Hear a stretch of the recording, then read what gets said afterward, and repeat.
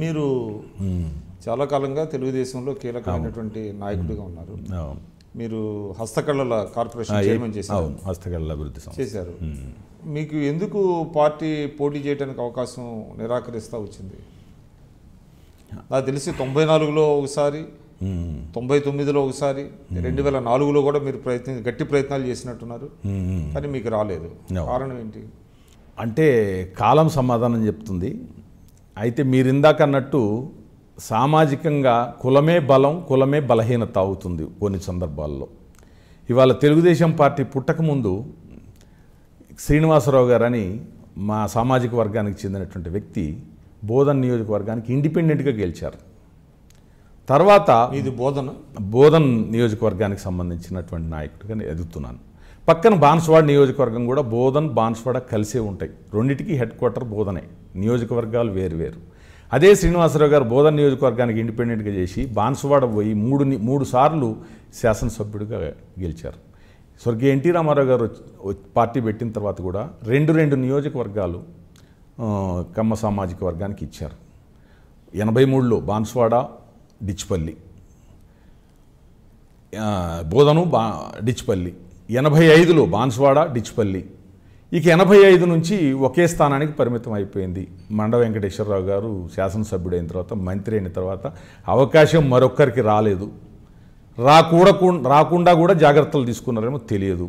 అందులో బలైపోయామో తెలియదు. మండ వెంకటేశ్వరరావు గారు మీకు రాకుండా చేశారనేటువంటి అభిప్రాయం మీకుందా? అంటే అధినేత ఎన్టీ రామారావు గారు 94లోనే నాకు ఇస్తానని చెప్పారు. కానీ అప్పుడున్నటువంటి పరిస్థితుల్లో, ప్రత్యేక పరిస్థితుల్లో ఎందుకు ఇవ్వలేకపోయారో తెలియదు. సరే 94లో అంటే ఆయన టికెట్ కూడా ఒక రకంగా సందిగ్ధంలో పడినటువంటి పరిస్థితి. ఎవరిది? మండవ గారు. నేరేళ్ళ ఆంజనేయులు గారి టికెట్ కూడా సందిగ్ధంలో పడింది. 4 ఎమ్మెల్యేలు అప్పుడు ప్రతిపక్షంలో 89-94లో ఉన్నారు. నేను కూడా 89-94లో క్రియాశీలమైనటువంటి భూమికను నిర్వర్తిస్తూ ఉన్నాను. టీడీఎల్పీ బాధ్యతలు తీసుకొని, అంతకుముందు జాతీయ రాజకీయ పరిజ్ఞాన పరిషత్ ఎన్టీఆర్ గారు రూపొందించినటువంటి సంస్థలో ఉండి వచ్చిన తర్వాత అప్పుడు మాకేంటంటే ఎంగేజ్, ఇంకా చాలా భవిష్యత్తు ఉంది. ఏదో ఒక రోజుతోటే మనకేదో టికెట్ రాకపోతే నిరుత్సాహపడినటువంటి పరిస్థితి లేదు. ఆ రోజు లేదు, ఈ రోజు లేదు. అయితే అవకాశాలు రావడం రాకపోవడం అనేది స్థానికమైనటువంటి నియోజకవర్గం నుంచి, జిల్లా నుంచి, రాష్ట్రం వరకు కూడా ఎత్తులు పై ఎత్తులు ఇవన్నీ ఉంటాయి. వాటిల్లో కొంచెం వెనకపడ్డమేమో తెలియదు. కానీ ఆ అవకాశం 94లో పరిగణించారు. 2009లో అవకాశం వచ్చింది. మధ్యలో 99లో ప్రత్యామ్నాయం లేనటువంటి పరిస్థితుల్లో నేనే అభ్యర్థిగా మరి వచ్చేటువంటి పరిస్థితులు కూడా వచ్చినాయి. కానీ మరి పార్టీ ప్రత్యక్ష ఎన్నికల్లో నన్ను మరి వినియోగించుకోదలుచుకోలేదేమో తెలియదు, రాలేదు అవకాశం. సరే కార్పొరేషన్ ఇచ్చారు మీరు చెప్పినట్టు. నేను కార్పొరేషన్ చైర్మన్గా చేసినప్పుడు నష్టాల్లో ఉంది. అప్పుడు ఈ ప్రభుత్వం వ్యాపారం ఎందుకు చేయాలి అనే కొన్ని ప్రభుత్వ రంగ సంస్థల్ని జాయింట్ వెంచర్స్ కానీ కొన్ని క్లోజ్ చేయడం కానీ జరిగింది. ఇవాళ నిజాం షుగర్స్తో పాటు మా ఏపీ హ్యాండీక్రాఫ్ట్స్ డెవలప్మెంట్ కార్పొరేషన్ కూడా 1.5 కోటి నష్టంతో ఉన్నటువంటి సంస్థని క్లోజర్కి మూవ్ చేస్తా క్యాబినెట్లోకి వచ్చినప్పుడు నాకు అప్పుడు 6 నెలలు కూడా కార్పొరేషన్ చైర్మన్ కాలం పూర్తి కాలేదు కాబట్టి ఇంకో 6 months గ్రేస్ పీరియడ్ ఇద్దాం, 1 year లోపల పర్ఫార్మెన్స్ చూసి డిసిషన్ తీసుకుందామని పెండింగ్ పెట్టారు. నా మీద వ్యక్తిగతంగా నా మీద ఉన్నటువంటి అభిమానమే దానికి కొలబద్దని అనుకున్నాను. కార్పొరేషన్ కొనసాగితే 1 year లోపల ప్రాఫిట్స్ 1.5 crore పోయి 3 crores ప్రాఫిట్లోకి తీసుకొచ్చాను సంస్థ, హస్తకళ అభివృద్ధి సంస్థని. ఇక అదే క్యాబినెట్ పునరాలోచించుకొని need not to be privatised అని క్యాబినెట్ నిర్ణయం తీసుకున్నారు. అదే నిజాం షుగర్స్ జాయింట్ వెంచర్ అయిపోతున్నా కూడా ఆ కార్మికులకి, ఉద్యోగులకి అందరికీ వాళ్ళ క్వార్టర్స్, వాళ్ళ నివాస గృహాలు కూడా వాళ్ళకే ఇవ్వడం, వాళ్ళకి పిఆర్సీ ఇప్పించడం, చంద్రబాబు నాయుడు గారి దగ్గర ప్రధాన భూమికి పోషించి వాళ్ళందరికీ కూడా న్యాయం జరిగేటట్టు ప్రైవేటైజేషన్ అవుతున్నా కూడా వాళ్ళ కార్మికుల యొక్క ప్రయోజనాలు కాపాడిన వాడినిగా, రైతుల ప్రయోజనాలు కాపాడిన వాడినిగా జాయింట్ వెంచర్ రూపకల్పన చేయడంలో నేను కూడా నా యొక్క పాత్ర పోషించాను. అప్పుడు శ్రీనివాసరెడ్డి గారు మంత్రిగానే ఉన్నారు, మండ వెంకటేశ్వరరావు గారు మంత్రిగానే ఉన్నారు. అంశాల ఏదైతే ప్రజలకి కార్మికులకు రైతులకు అవసరమైనటువంటి విషయాలు రాబట్టడంలో నేను నా యొక్క పాత్ర పోషించానని అనుకుంటున్నాను. ఇవాళ అటువంటిది కార్పొరేషన్ చైర్మన్గా ఇచ్చినా కూడా నేనేంటో ప్రూవ్ చేసుకున్నాను. ఇవాళ నా యొక్క పరిపాలన సమర్థతని రుజువు చేసుకున్నాను. ఇవాళ ప్రత్యక్ష ఎన్నికలకు మాత్రం పోటీ చేసేటువంటి అవకాశం ఎప్పుడు రాలేదు. మీకు చంద్రబాబు నాయుడు గారి హయాంలోనే మీ కార్పొరేషన్ ఎస్ అవును 99లోనే 99 నుంచి 2001 అది ఎన్నికల సమయం. 99లో మళ్ళీ పార్టీ అధికారంలోకి రావడానికి నా వంతు పాత్ర కూడా నేను పోషించాను. మరి 2001లో ఎందుకు మీకు రాలేదు? 2001 లేదు, 2004 ఎన్నికలు. అంటే 2004 వరకు మీరు ఎన్నికలు లేవు కదా? లేదు, 2 సంవత్సరాలు 99 to 2001 తర్వాత 2 years. నేను ఇక దాని మీద మక్కువ చూపించలేదు.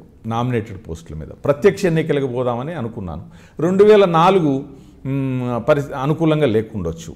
2004లో కూడా టీఆర్ఎస్ కాంగ్రెస్ అలయన్స్ అయింది కాబట్టి వాళ్ళకి అడ్వాంటేజ్ వచ్చింది. అదే 2009లో మాకు అదే డిసడ్వాంటేజ్ అయింది. అదే టీఆర్ఎస్ తోటి మేము పొత్తు కలవటమే నేను నష్టపోయాను. లేకపోతే 2009లో నాకు ఖచ్చితంగా అవకాశం వచ్చిండేది. ఇవాళ 2009లో టీఆర్ఎస్ కలిసినందువలన వాళ్ళు 45 సీట్లు పోటీ చేసినందువలన అనేక నియోజకవర్గాల్లో వాళ్ళకి అభ్యర్థులు లేని పరిస్థితుల్లో సీట్లు తీసుకుంటే తెలుగుదేశం పార్టీ అభ్యర్థుల్ని డెప్యుటేషన్ ఇవ్వాల్సిన పరిస్థితి వచ్చింది. అదే 2009లో మరి ఈ టీఆర్ఎస్తో పొత్తు పెట్టుకోకపోతే ఖచ్చితంగా ముఖ్యమంత్రి చంద్రబాబు నాయుడు గారు అయ్యేవారు, ఉమ్మడి రాష్ట్రానికి ముఖ్యమంత్రి అయ్యేవారు.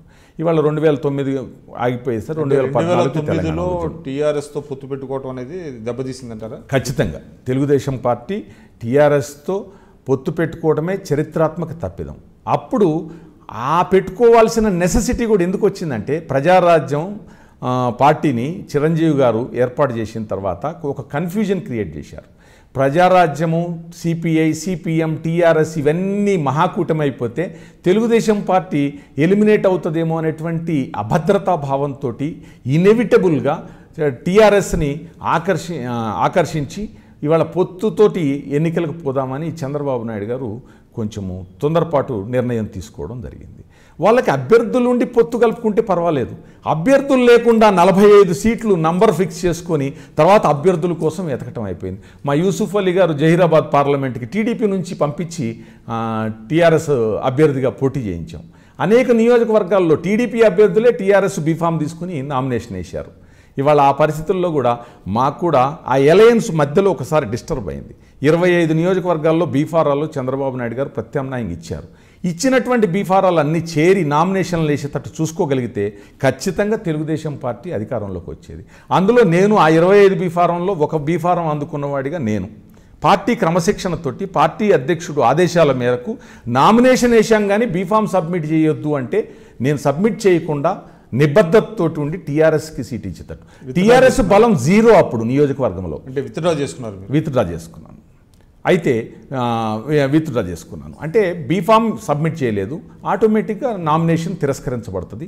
నామినేషన్ తిరస్కరించబడింది. అప్పుడు టీఆర్ఎస్ బలం మా దగ్గర ఒక్క ఎంపీటీసీ మొత్తం నియోజకవర్గంలో. అస్సలు టీఆర్ఎస్ బలం కాదు కదా, కనీస స్థాయిలో కూడా లేదు.